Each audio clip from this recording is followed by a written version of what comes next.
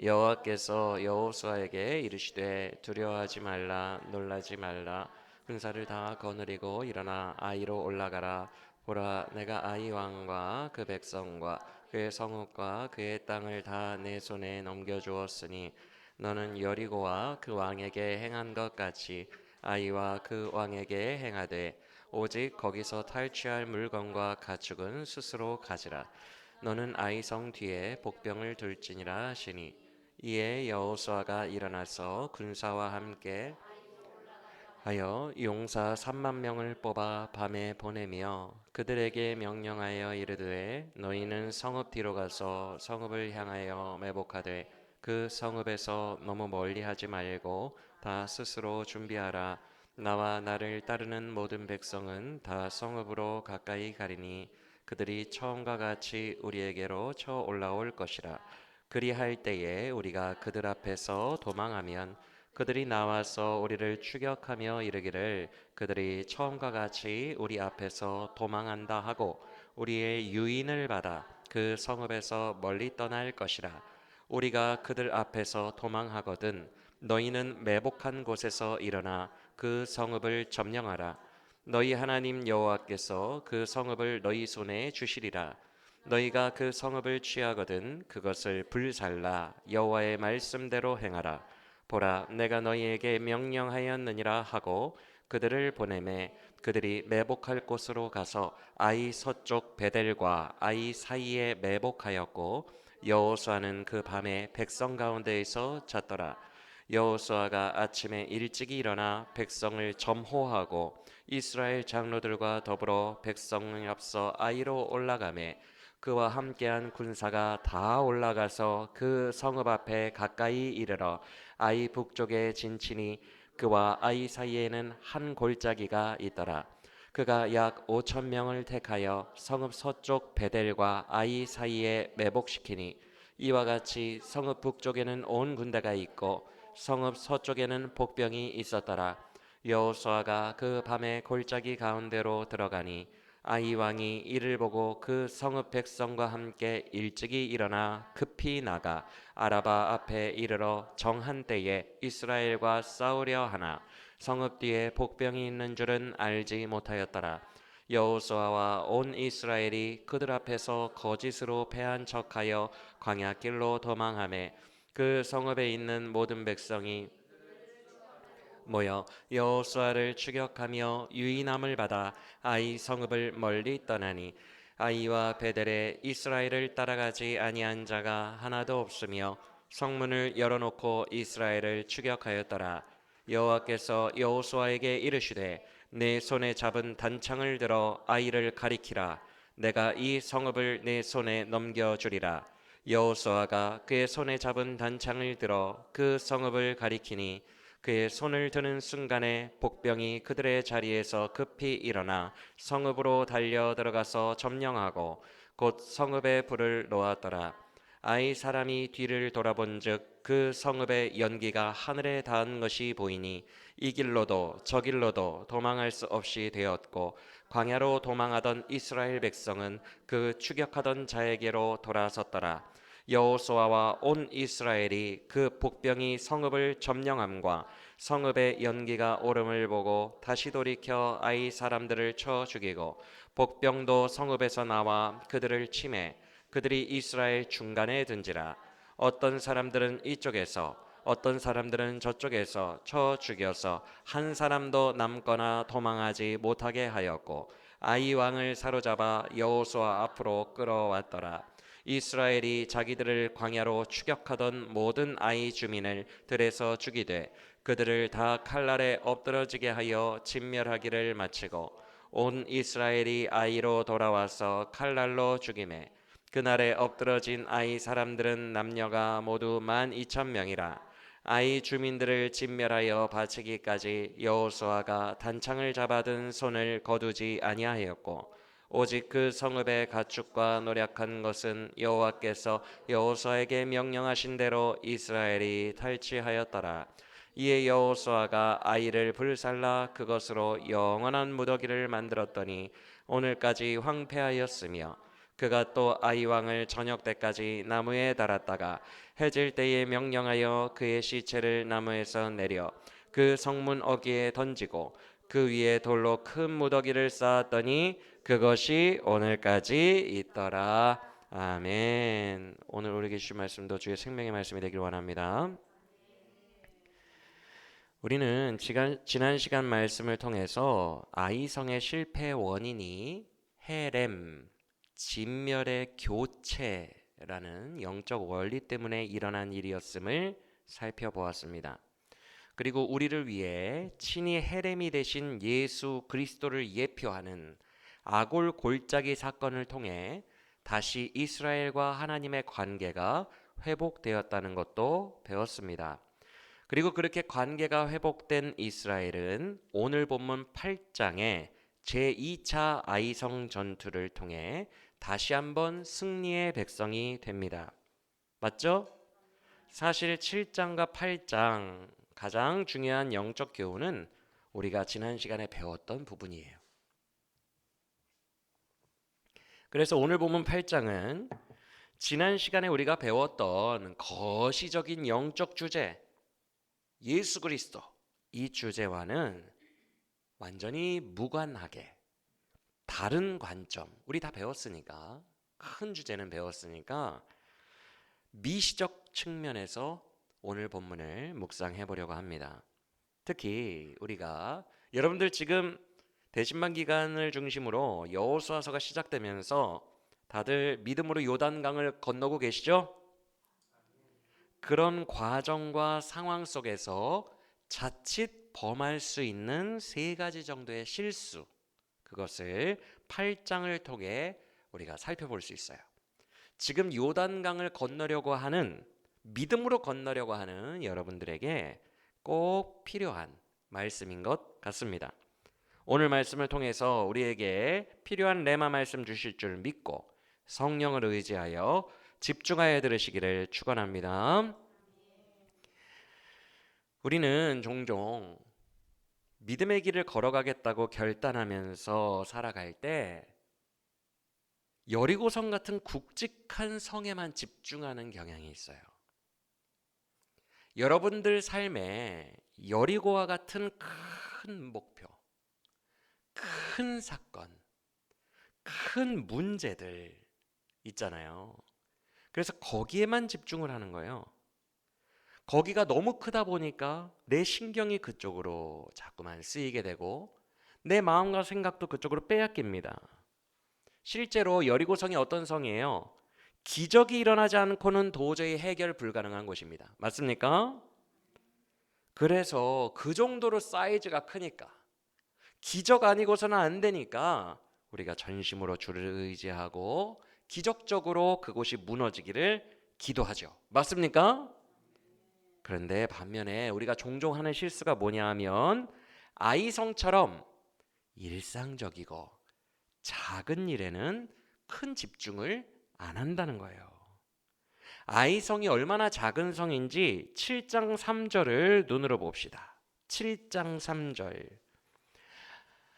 아이성을 정탐하러 갔던 정탐꾼들이 보고를 어떻게 해요? 3절을 보면 그들은 소수이니까 수고롭게 전군을 동원하시지 말고 2-3천 명만 보내면 함락할 수 있을 겁니다 라고 합니다. 맞습니까? 이게 단순히 교만해서 그렇구나, 교만 아니에요. 진짜 인구가 그렇게 적어요. 합리적 판단을 한 거예요. 교만이 아니라. 그도 그럴 것이 8장 25절을 보시면 8장 25절 아이성을 함락하고 그 성에 있는 모든 남녀 주민들을 다 멸하면서 계수를 합니다. 그러니까 아이성의 총 인구수가 나오는데 남녀노소를 다 포함해서 몇 명? 그러면 전투력이 있는 성인 남성이 몇 명이나 될까요? 남녀노소 12,000이면 전투 가능한 성인의 인구는 정말 많이 잡아봐야 3,000명, 4,000명입니다. 그렇죠? 그 이하일 거예요. 남녀노소가 다 12,000이니까. 그러니 그 정탐꾼들이 전군 60만 대군을 다 동원할 필요 없이 수고롭게 하지 마시고 2, 3천 명만 가도 이길 수 있을 겁니다 라고 보고했던 거예요. 즉 아이성은 여리고성과 비교도 되지 않을 정도의 소규모 성이었던 것입니다. 틀림없죠?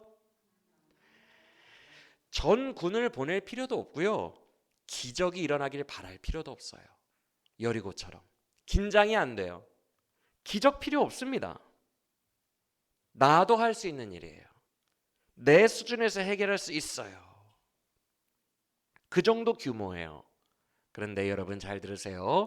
우리의 삶에도 무수히 많은 아이성들이 지금 여러분의 곁을 지나가고 있어요. 그런데 우리가 여리고성 같은 내 지금 현재 가장 큰 문제, 거기에 집중력이 빼앗긴 나머지 우리에게 지나가는 아이성들을 다 스쳐 지나가고 큰 이슈에 너무 목매여 가지고 무관심하게 스쳐 지나가게 둘 수 있어요. 대수롭지 않게 생각하고 기도하지 않는 경우가 정말 많은 것 같아요. 근데 중요한 것은 아이성 전투에서 1차 패배를 한 후에 여호수아가 이런 고백을 하거든요. 7장 8절 함께 읽어보겠습니다. 7장 8절 시작.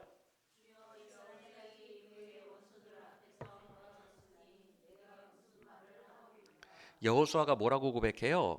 원수들 앞에서 이스라엘이 돌아섰다라고 표현합니다. 그렇죠? 오늘 설교 말씀의 제목이 뭡니까?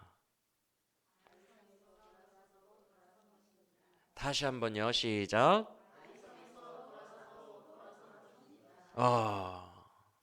여러분 여리고 같은 큰 문제에서 졌을 때만 진 게 아니에요. 아이성같이 오늘 우리를 스쳐 지나가는 수많은 작은 일에 저도 진 거예요. 가나안 전쟁을 이길 수가 없습니다. 아이성 앞에서 돌아서나 여리고성 앞에서 돌아선 건 매한가지고 전진하지 못하고 있는 것도 매한가지고 가나안을 승리하지 못한 것도 매한가지라는 거예요. 맞습니까? 답이 없어요. 여리고성에서만 돌아선 게 문제가 아니라 아이성에서 돌아서도 실패는 실패예요. 궁극적인 전쟁의 실패가 되는 것입니다. 이해가 되시면 아멘. 그럼에도 우리는 상당히 많은 경우 이렇게 실수를 하고 실패를 할 때가 정말 많은 것 같아요. 예를 들어 볼게요. 실제로 제가 이런 일을 전도사 때 많이 경험했는데 자주 경험했는데 전도사 때 특별히 여름 수련회 같은 큰 행사를 앞두잖아요. 그걸 치르려고 하잖아요. 그러면 저의 온 신경이 그곳에만 가 있어요. 수련회에만. 기도하고 몰두하고 수련회를 위해서 막 금식하고 의지하고 난리입니다. 제 마음이 다 거기에 뺏겨 있어요. 그리고 어떻게 기도하냐면 주님 이번 수련회 때 아이들이 주님 만나게 해주시고 견고한 어둠의 여리고성이 무너지게 해주세요라고 기도를 합니다. 제 온 신경은 여리고성에 가 있어요. 그러다 보니까 수련회 때 제가 어떤 실수를 많이 했냐면 전도사 때 큰 일에만 집중을 하다 보니까 지금 제 옆에 잠깐 오는 그 작은 아이들 거기에 집중을 잘 못해요. 전도사님 저 이거요. 아이 가 있어 잠깐 가 있어 좀 이따 해줄게. 분명히 어떤 영적 문제와 이슈를 작지만 그 아이가 가지고 와요. 이거 영적인 건데 근데 큰 거에 집중하고 있으니 잠깐 가 있어. 영적인 조치가 필요한 것을 큰 게 중요하다며 방관하거나 대충 처리한 적이 잦았었는데 이 작은 일은 수련회 전체보다 중요하지 않아 이렇게 생각한 거예요. 그런데 그런 경우에 제가 어떤 걸 많이 당했는 줄 아세요? 놀랍게도 제가 스쳐 지나보냈던 그 영적인 작은 사건 거기에 열쇠가 있더라고요. 예로부터 모든 수련회가 무너지기 시작합니다. 내 인생에 중요하다고 생각했던 여리고성이 나를 오늘 스쳐 지나가는 아이성을 흘려보낼 때 여기서부터 무너진다고요. 제가 이런 실수를 참 많이 했어요. 한 영혼이 진짜 소중하구나. 작은 일에 숨어 있구나 열쇠는. 오늘 스쳐 지나가는 이 작은 인연 여기에 숨겨져 있었구나. 근데 나 왜 맨날 큰 것만 생각했을까?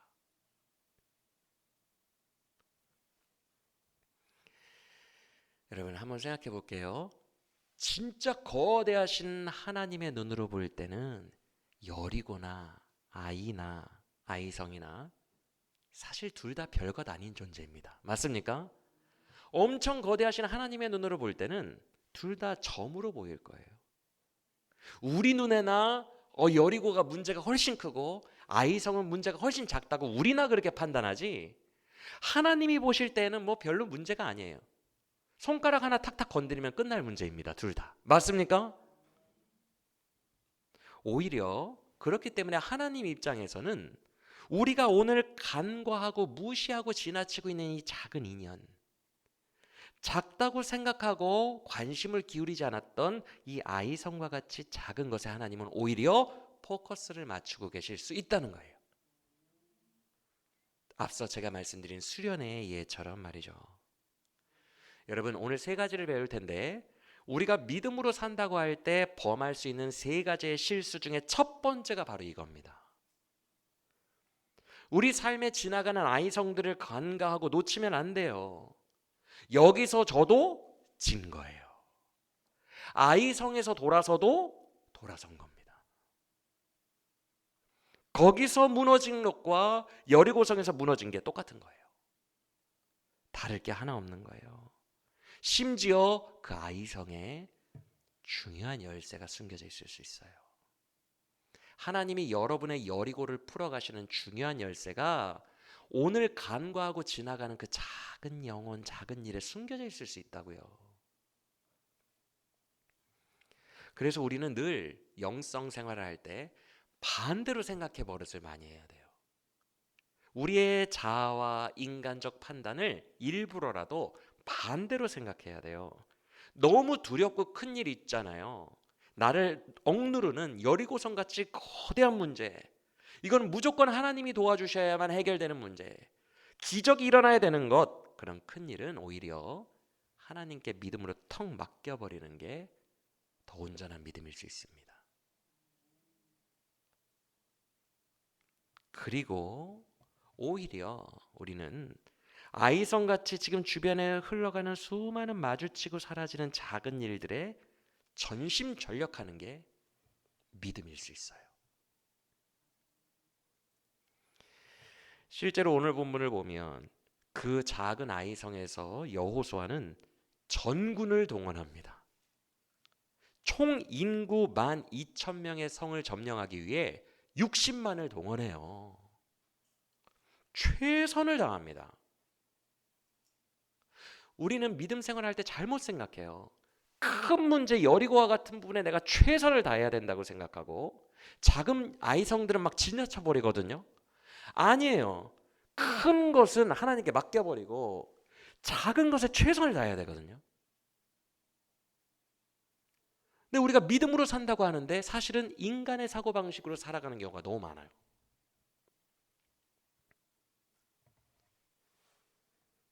8장 1절을 보시면 주님이 명령을 하십니다. 여호수아야, 너는 다 거느리고 가라. 맞습니까? 실제로 제가 원어 성경을 보니까 다라는 단어가 있어요. 모두, 전체라는 단어입니다. 주님은 분명히 60만 다 데리고 가라라고 명령하셨어요. 그 작은 것에 너의 전심전력을 다 쏟아내라고 말씀하셨습니다. 맞습니까? 그리고 실제로 3절을 보시면, 3절 눈으로 보세요. 여호수아가 매복하는 매복병의 숫자만 3만을 선택합니다. 맞습니까? 그리고 나중에 보면 5천을 더 두거든요. 3만 5천을 두거든요. 그리고 그 3만 명의 매복병들에게 작전을 지시하는데 5절을 보시면 나와 모든 백성은 정면으로 치고 들어갈 거다, 이렇게 말합니다. 맞습니까? 여기서 모든 백성이라는 표현이 전군입니다. 60만. 3만 명을 제외한 57만 대군을 말해요. 이해가 되십니까? 여러분 이거는요 정말이지 닭 잡는데 소 잡는 칼 쓰는 거예요. 베트남과의 친선 경기에 손흥민, 이강인을 투입시키는 것과 똑같은 거예요. 이해가 되십니까? 아니 왜 닭 잡는데 소 잡는 칼을 써요? 이건 정말 비효율적이죠. 그런데 주님은 여호수아에게 이 작은 아이 성에 너의 전력을 다하라.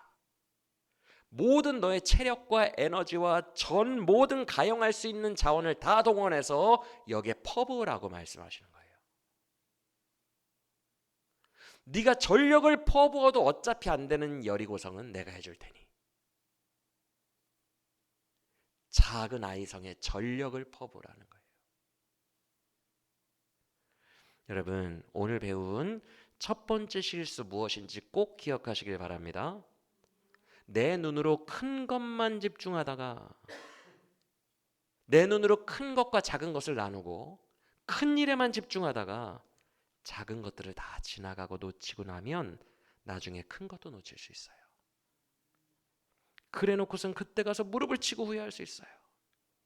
아, 이번 수련회의 열쇠는 저 작은 아이였던 것을 내가 놓쳐버렸구나. 이렇게 나중에 후회할 수 있어요. 여러분, 아까도 말씀드린 거 꼭 기억하세요. 큰 일에서 어차피 우리가 전력을 쏟아부어도 여리고성은 안 되거든요. 60만이 달려들어도 안 되는 게 여리고성이에요. 어차피 내 온 가용할 수 있는 모든 자원을 퍼부어도 안 되는 것은 노심초사 집중하지 마시고 그냥 주님께 온전히 맡겨버리고 기도로 올려버리세요. 할렐루야. 어차피 내 힘으로 안 되는 거잖아요. 큰 일이라고 해서 거기에 마음을 빼앗기는 것도 내 눈에 안목 때문에 내 마음을 빼앗기는 거예요. 그것도 영성이 불안한 것입니다. 여러분, 나는 항상 주님께 접속이 되어 있어야 돼요. 할렐루야. 항상 접속이 되어 있다면 절대로 우리는 지금 지나가는 작은 아이를 놓치지 않게 될 겁니다. 영적으로 깨어있기 때문에 이거 잡아야겠다. 이거 그냥 지나치게 두면 안 되겠다. 라는 생각이 들 거예요. 매사 온전히 주께 집중하며 지나가는 아이성을 놓치지 않는 우리 모두가 되기를 원합니다. 두 번째 실수는 율법주의에 빠지지 말라예요. 제가 최근에 김동환 집사님 대신방 갔을 때 그 가정에 말씀을 전하는 서론에서 이런 언급을 한 적이 있었어요. 아유, 내가 이 가정 위해서 말씀 받을 때는 특별히 이렇게 기도했습니다. 주님, 이 가정 손에 딱 잡히는 구체적인 말씀 좀 주세요. 정말 점쟁이처럼 탁 잡히면 탁 붙드는 그런 말씀 좀 주세요. 이렇게 기도했는데 역시나 우리 주님은 저에게 추상적인 말씀을 주셨습니다. 내가 너를 구원할 테니 나를 믿어라. 얼마나 추상적이에요. 누가 그걸 모릅니까? 그쵸? 그래서 제가 그때 이렇게 말씀을 드렸어요. 역시 우리 주님은 아주 구체적인 방법은 말씀을 안 해주세요. 왜냐하면 그걸 말씀하시는 순간 그 방법 자체가 신이 되고 우상이 되기 때문에 그래요. 예를 들어 볼게요. 우리 김동환 집사님 큐티 하십시오. 새벽 제단을 하루도 빠지지 말고 새벽 기도를 나가십시오. 그러면 주님께서 여리고를 무너뜨려 주실 겁니다. 이렇게 전했다고 해봐요. 그러면 사람이 어떻게 되냐 하면 큐티 자체가 신이 되어버려요. 그게 율법이 되어버려서 저 큐티 했는데요. 새벽기도 나갔으니까 이제 보상해 주세요. 이렇게 돼버립니다. 이게 율법주의가 되는 거거든요. 저 큐티 이제까지 했잖아요. 왜 안 무너뜨려 주시는 거예요? 왜 그 문제 해결 안 해주시는 거예요? 그 행위 자체를 한 것에 숙제를 다했다고 여기는 거예요. 제 경우를 예를 들어보면 주님께서는 여러분들에게 많이 이제 나눠드렸기 때문에 아실 거예요. 주님은 저에게 일관되게 말씀하십니다. 우리 삼산중 아이들 내가 보낸 거니 사랑으로 품어라. 그들이 어떤 모습이라도 끝까지 인내함으로 품어라. 이렇게 말씀을 해오십니다. 그렇죠? 그러면 제가 그 메시지를 이렇게 단정 지어버리는 거예요. 그래요. 알았어요. 그러면 웃으면서 맞아주기만 하면 되는 거죠? 인내하면서요. 그러면서 삼산중 아이들이 오면 웃으면서 맞아주고 주님께 이렇게 말하는 겁니다. 저 했습니다. 저 다 했어요. 하라는 대로 했으니까 주님이 알아서 부흥시켜 주세요. 자, 제가 이렇게 마음을 먹었다고 해봐요. 여러분이 지금 듣고 분별해 보세요. 온전한 영성 같습니까? 이게 온전한 영성 같아요? 이런 것을 따라해 봅시다. 율법화. 율법화 시키는 거예요. 바리새인들이 그랬어요.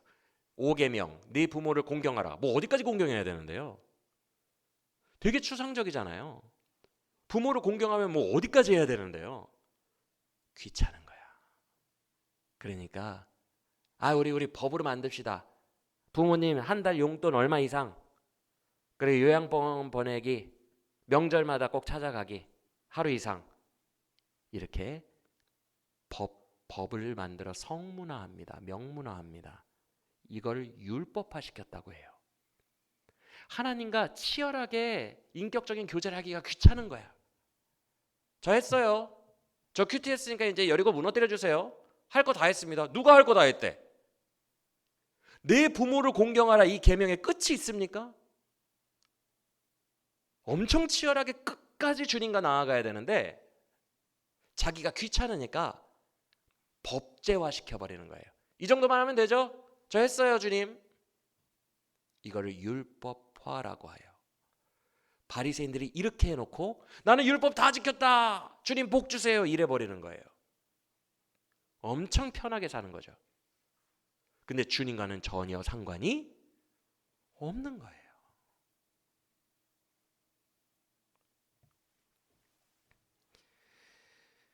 여러분, 신앙은 단순한 숙제 차원으로 끌어내리는 거 아닙니다. 그래 놓고선 저 숙제 다 했으니까 이제 여리고 무너뜨려 주세요, 이렇게 말하면 안 된다는 거예요. 실제로 주님은 8장 2절을 보시면 여호수아에게 복병을 두라 이렇게 간단히만 명령하십니다. 그런데 실제로 복병전을 계획하고 작전 짜고 진두 지휘했던 건 다 누구예요?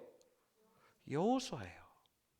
여호수아는 구체적인 방안까지 다 달라고 하지 않았어요. 왜냐하면 그러면 율법이 되기 때문에 그래요. 주님은 우리에게 여러분 진짜 조금씩만 보여주세요. 무당이 줄줄줄줄 전체를 다 꿰고 있는 것처럼 절대 그렇게 안 하십니다. 기독교 신앙은 전체를 다 꿰고 있는 게 절대로 아니에요. 왜 그러실까? 주님이 원하시는 것은 믿음이고 사랑의 관계이기 때문에 그래요. 여러분 예를 들어서 여러분 소시적에 연애하실 때에 연인에게 생일날 선물을 주는데 연인 통장으로 50만 원 탁 송금, 명품 백 사, 하고 싶은 거 다 사. 50만 원 안 돼요? 500은 너무 많고 마시는 거 사 먹어. 그래서 50만 원을 송금을 딱 해줘요. 그리고 끝. 진짜 사랑하는 관계인데 그렇게 하는 사람 봤어요? 사랑하는 관계는 어떻게 하죠? 일부러 띵동띵동 나와봐. 아니 이 시간에 웬일이야? 얼른 나와봐. 일부러 나오게 해. 일부러 송금 같은 거 안 합니다. 왜? 얼굴 한번 더 보려고. 그래 나오면 꽃다발을 짜잔 그때 줘요. 일부러 안 가르쳐줘요. 왜? 그 기쁨의 인격을 그 순간 누리려고, 사랑하려고. 주님 안 가르쳐줍니다. 미리. 그 순간순간을 너무 소중하게 생각하세요. 무당처럼 전체를 줄줄줄줄 다 꿰게 절대 안 가르쳐줍니다. 나와봐 띵동띵동 하나씩 하세요. 어머 이 꽃다발 뭐야? 이게 끝이 아니거든. 나와 함께 레스토랑으로 이동하자. 그 레스토랑 웨이터들이랑 다 짜놓은 거야. 촛불로 뭐 이렇게 케이크 하기로. 왜? 레스토랑은 또 왜? 와보라니까. 절대 가르쳐줘요, 안 가르쳐줘요? 안 가르쳐줘요. 왜? 그 순간이 행복이니까. 주님은 인격적인 관계 정말 좋아하시거든요. 그리고 그게 우리를 상대하시는 주요 목적이에요. 근데 어떻게 다 가르쳐주고 무당처럼 다 가르쳐주고 송금 딱 시켜버리고 끝내겠습니까? 절대 그렇게 전체를 안 보여주세요. 하루에 한 걸음씩, 한 스텝에 한 장면씩.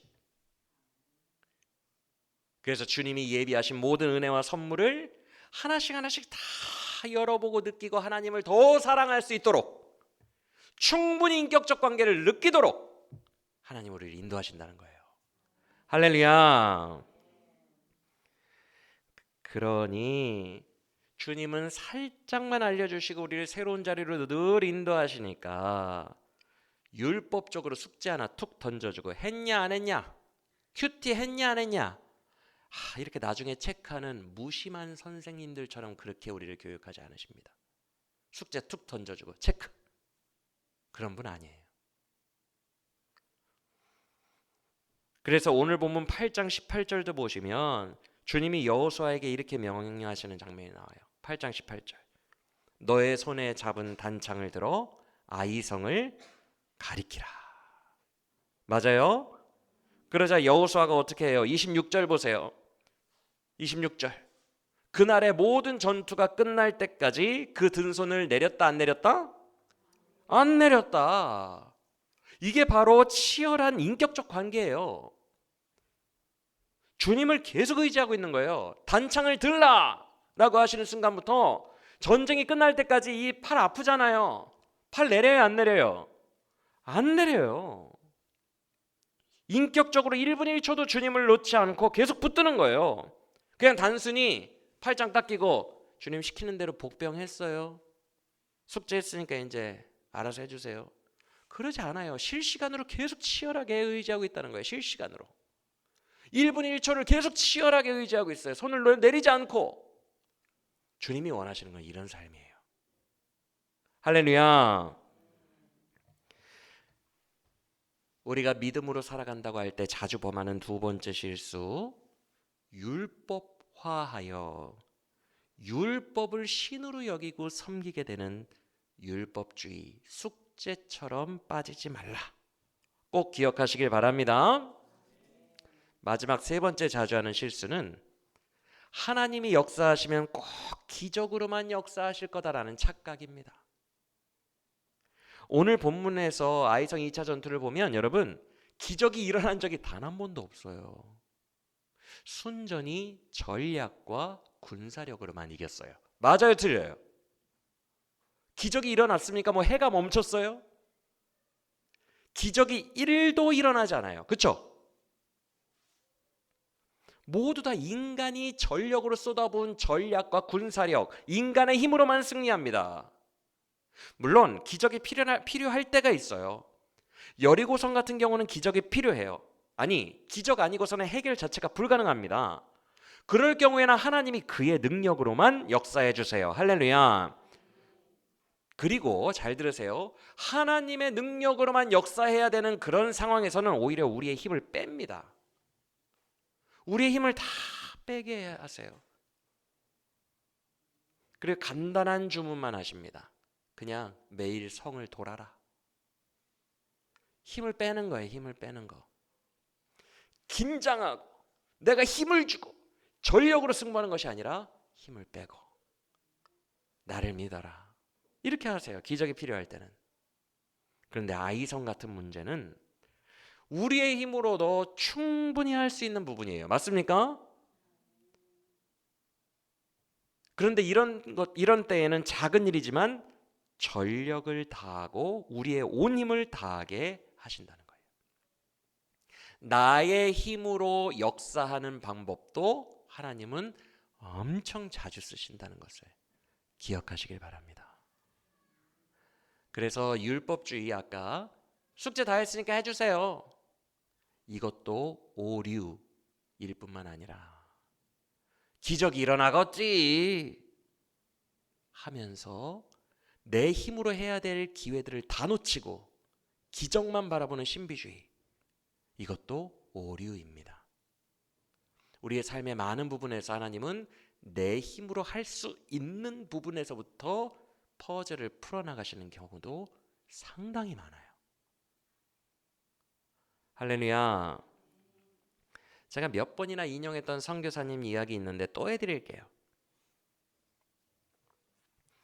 어떤 선교사님이 아프리카의 한 부족에 들어가서 복음을 전하셨어요. 근데 이 선교사님이 힘을 못 써요. 왜 힘을 못 쓰냐 하면 그 부족에는 3명의 주술사들이 있었어요. 이 주술사들의 영향력과 말의 권위가 얼마나 강한지 선교사님이 무슨 말을 해도 안 들어. 부족 사람들이 믿지를 않아요. 주술사들이 워낙 꽉 잡고 있으니까. 그러면 우리들 같으면 어떻게 생각하겠어요, 여러분? 주여, 그 3명의 주술사들이 견고한 진입니다. 저 여리고성을 기적으로 무너뜨려 주옵소서. 맨날 기도할 거잖아요. 실제로 이 선교사님도 기도했을 거예요. 주님, 기적 대결입니다. 이건 기적 대결이고요. 반드시 영적 싸움에서 제가 이겨야 되니까 더 큰 기적을 주세요. 이렇게 우리는 생각한다고요. 주님 생각은 전혀 아닌데. 놀랍게도 주님은 그 선교사님의 삶에서는 기적으로 그 주술사들을 격파하지 않으셨어요.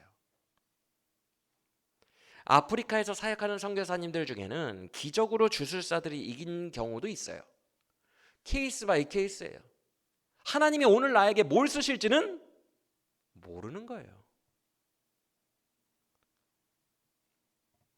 선교사님도 아마 그것을 내심 기대했을 거예요. 그래 기도했을 거예요. 여리고성보다 더 큰 능력과 기적으로 이기게 해주세요. 그런데 하나님이 쓰신 방법은 뭐예요? 철저하게 비기적적인 방법. 선교사님이 개인의 역량을 총동원하여 전력으로 승부하는 방법을 사용하십니다. 그게 뭐예요? 잘 들으세요. 한 여자아이가, 부족 여자아이가 불치병에 걸려서 이 선교사님 앞에 나와요. 근데 여러분들 아시겠지만 아프리카는요, 지금 1,000원이 없어서 죽어가는 아이들이 너무 많아요. 알고 계시죠? 그래서 불치병이 걸린 여자아이 하나가 내 앞에 왔다? 이거는 일상이에요. 그냥 죽어가는 수많은 아이 중에 하나일 뿐이에요. 게다가 이 선교사님이 보니까 이 아이는 한국 돈으로 계산해도 완치시키려면 억대의 돈이 들어가는 큰 병을 가지고 있었어요. 불치병을. 이거는 단순히 수술해서 되는 수준이 아니라 돈이 많이 들어가는 약을 먹어야 돼요. 특이병을 가지고 있는 거예요. 그러면 여러분이 선교사님이라면 이런 상황에서 어떻게 생각할 것 같아요? 인간의 사고방식은 너무 당연하거든요. 이 여자아이 하나를 살리는데 예를 들어 1억이 든다고 해봐요. 그 1억을 가지고 1,000원짜리 항생제만 있어도 죽지 않는 애들 10만 명을 살리겠습니다. 저 같으면. 여러분이면 그렇게 생각 안 할 것 같아요? 실제로 여러분의 눈앞에 1,000원짜리 항생제가 없어서 죽어가는 애들이 수십 명인데 그 여자아이 하나 살리려고 1억을 든다? 여러분 같으면 이런 생각을 하겠어요? 죽어가는 애들이 눈에 밟혀서? 이렇게 비효율적인 일이 어디 있어요?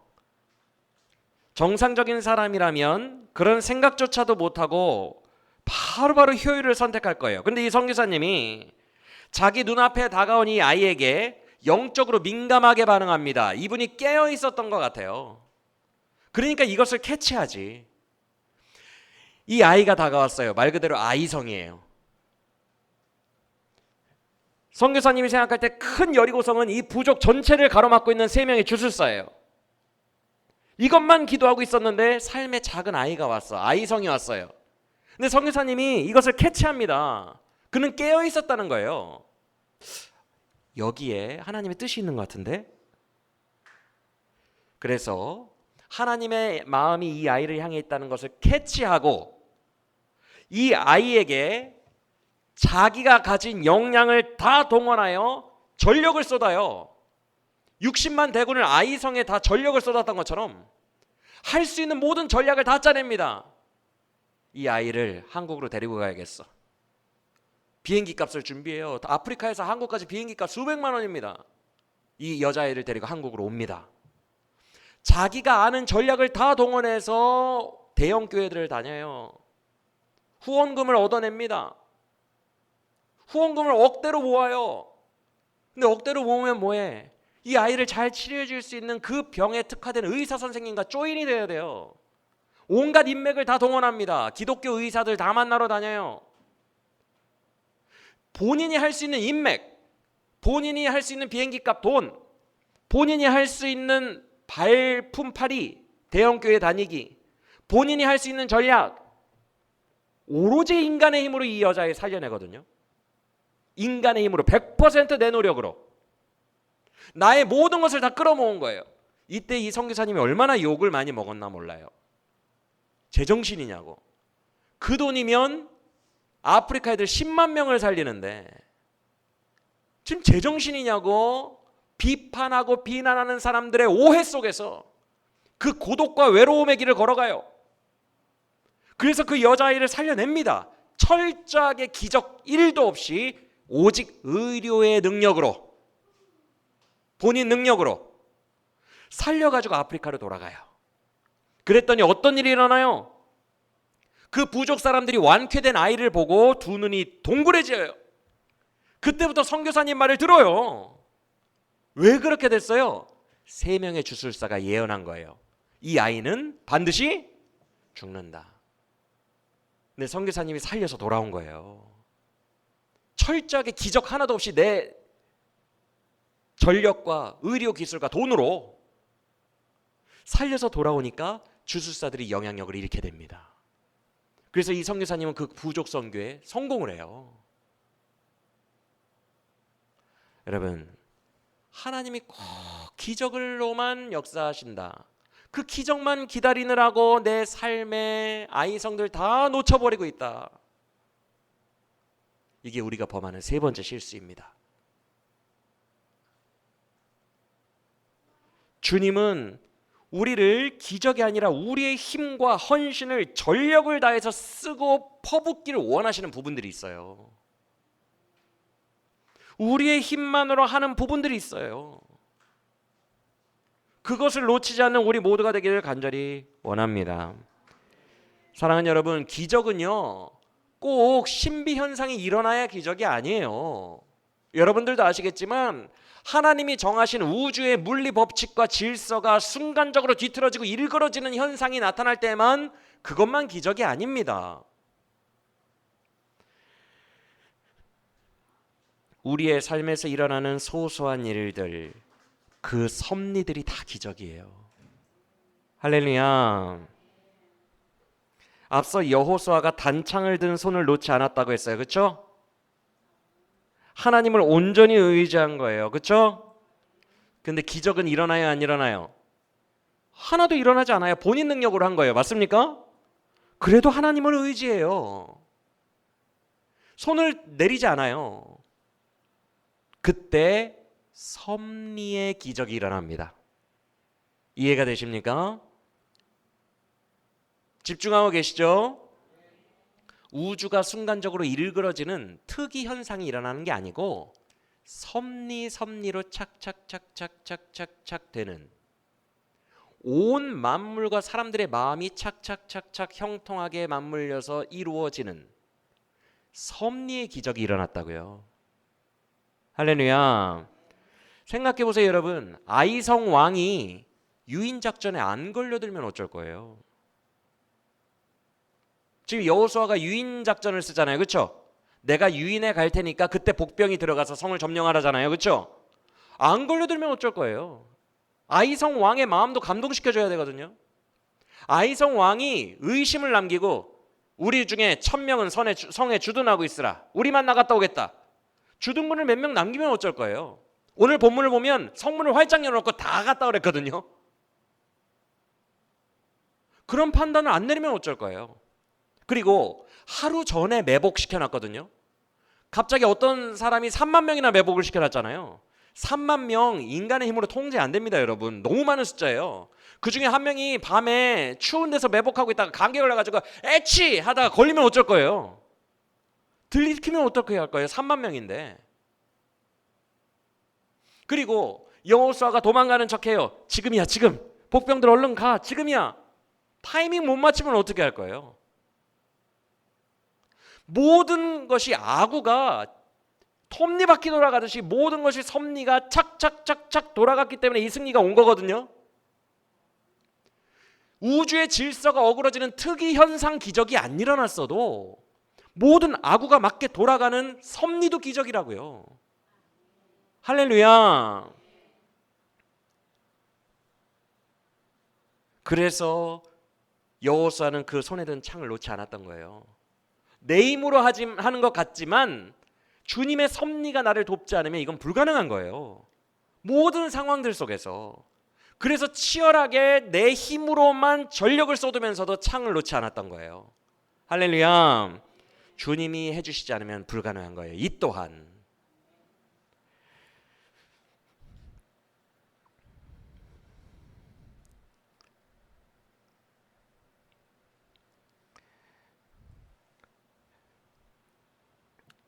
그 선교사님이 자기의 온 힘을 다해 비행기표를 끊었을 때 비행기가 딱 준비되고, 대형교회들 다니면서 후원금 모을 때 다행히 후원금이 모이고, 불치병을 치료해줄 의사가 다행히 잘 연결이 되고요, 치료도 잘 되고요, 모든 과정 속에서 하나님의 섭리가 탁탁 맞물려서 순탄하게 돌아갔기 때문에 그 여자애를 치료한 거거든요. 그것과 똑같은 거예요. 여러분, 오늘 본문을 보면 단창을 들었을 때, 17, 18절에서 단창을 들었을 때 복병들이 그때 일어나 성을 점령했다고 되어 있으니까 단창이 보였을 거라고 생각을 하는데, 12절인가 13절을 보면 여호수아가 진군한 시기가 밤입니다. 밤.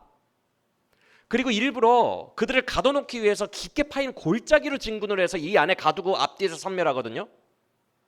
그 골짜기에, 저쪽은 성 뒤에 숨어 있고 복병들은 골짜기에 밤에 창 들었다고 이걸 어떻게 신호로 보겠어요? 이게 가능합니까? 그 수많은 사람들 속에 밤에? 이건 불가능한 거예요. 하나님이 그 순간 탁탁탁탁탁탁 사람들의 마음을 감동시켜서 딱 맞게 해주신 거예요. 할렐루야. 사랑하는 여러분, 기적이 일어나기를 바라는 것이 꼭 좋은 믿음은 아니에요. 일상의 섭리와 모든 일어나는 일들이 다 기적입니다. 할렐루야. 하나님은요, 여러분의 인생에서 여리고성의 방법도 쓰시고요, 아이성의 방법도 쓰세요.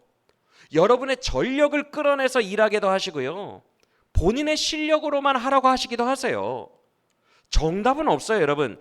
아까도 말씀드렸지만 정답이 존재한다면 그 정답이 그 순간 율법이 되고 우상이 되고 신이 됩니다. 절대로 여러분의 인생에 정답 없어요. 정답은 하나님입니다. 그의 인격이에요. 그의 뜻이 어디에 있는지 물어봤던 선교사님처럼 여호수아처럼 그때그때 치열하게 반응하는 수밖에 없어요. 여호수아처럼 선교사님처럼 전력을 다해 늘 주님 의지하는 것이 정답임을 믿으시길 바랍니다. 세 번째 실수 기억하세요. 기적만 바라보려 하지 말고 나의 힘으로 해야 할 것은 전력을 다해 내 힘으로 하자. 할렐루야.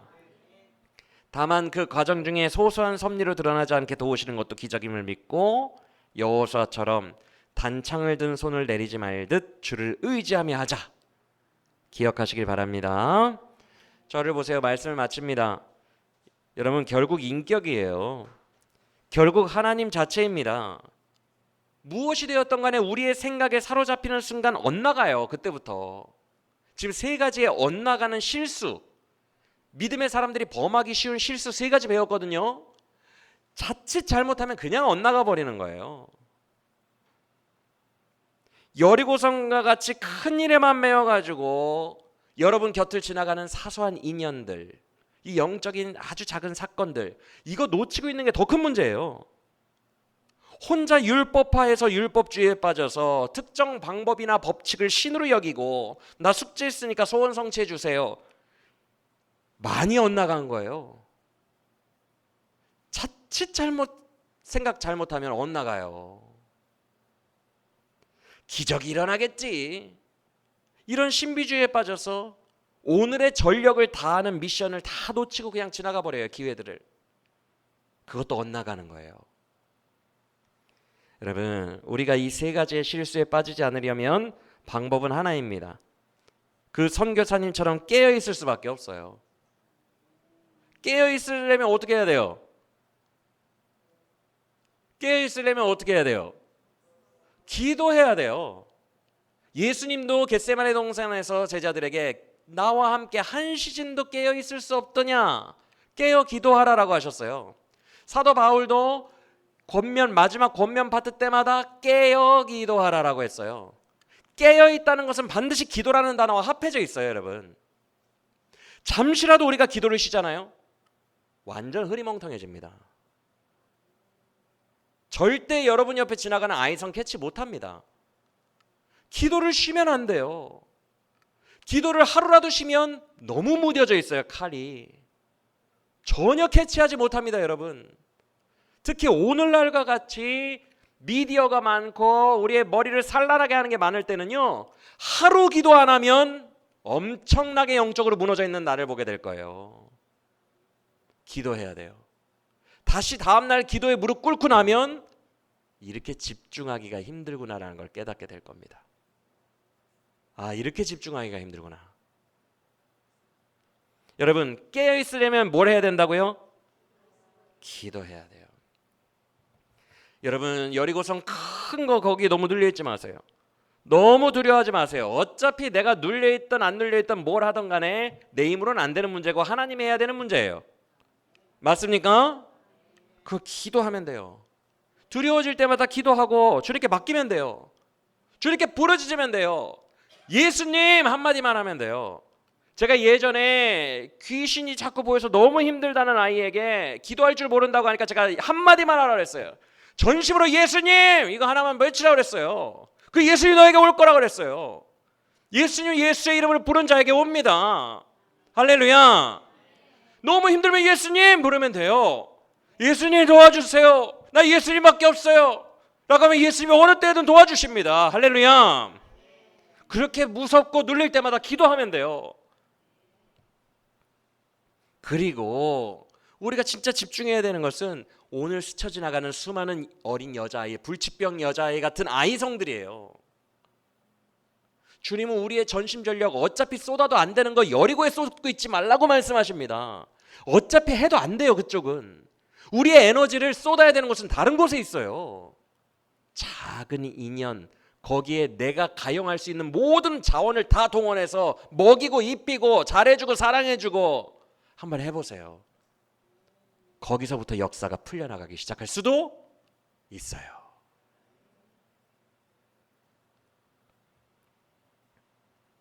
우리가 전력을 다할 곳과 기도로 맡겨야 되는 것이 반대가 되지 않기를 간절히 원합니다. 그것을 캐치하려면 깨어 있어야 돼요. 기도해야 돼요. 기도하시길 바랍니다. 편안함에 함몰되지 마세요. 아까 두려움에 함몰됐을 경우에는 이게 앞뒤가 바뀌어요. 그렇죠? 큰 것에 전심전력하고 아이성을 다 놓쳐버리죠. 그게 두려움에 함몰당하는 거예요. 그러면 안 돼요. 또 하나, 편안함에 함몰당하면 안 돼요. 편안함에 함몰당하면 두 가지가 나와요. 율법주의, 신비주의. 어디까지 부모를 공경하라는 거야? 난 그냥 이 정도만 할래. 편안하게 자기가 그냥 법을 만들어버리는 거, 율법주의. 편안하게 하려고 하니까 언젠간 기적으로 해주시겠지 뭐. 마냥 기다리기, 신비주의. 두려움에도 함몰되지 말고 편안함에도 함몰되지 않아서 이 세 가지 실수를 하지 않고 온전히 요단강 건너가는 믿음의 승리를 누리는 우리 모두가 되시기를 예수님의 이름으로 간절히 축원합니다. 여러분 앞에 놓인 게 뭐 여리고가 됐던 아이성이 됐던 하나님이 그때그때 기상천외한 방법으로 여러분만의 드라마를 해주실 거예요. 여러분 간증집을 보고 다른 선교사님들이나 다른 목사님들이 경험한 거 여러분에게도 있을 거라고 생각하지 마세요. 절대 똑같은 일을 하나님은 발생하지 않습니다. 남 따라 하실 필요가 없어요. 나는 나의 드라마가 있어요. 나의 드라마로 하나님이 인도하십니다. 그 두렵고 떨리는 새로운 길로 가셔야 돼요. 할렐루야. 우리가 요단강 건널 때 그 본문을 기억해요. 너희가 이제껏 가보지 못한 새로운 길을 가게 되리라. 분명히 그러셨어요. 맞습니까? 우리의 인생은요 새로운 길이에요. 그러니까 긴장하고 깨어서 인격적으로 띵동띵동 여기까지만 내려와 봐. 네? 같이 레스토랑까지 가자. 네? 그때 깨어서 주님 따라가는 방법 외에는 답이 없습니다. 할렐루야. 오직 인격이신 하나님께만 집중하는 우리 모두가 되기를 예수 그리스도 이름으로 간절히 축원합니다. 오늘 세 가지의 실수 말씀하신 이유가 있을 거라 믿습니다. 잘 체크하셔서 이런 실수에 엇나가는 길로 가지 마시고 오직 승리의 길로 걸어가는 여러분 모두가 되시기를 다시 한번 예수 그리스도 이름으로 간절히 축원합니다.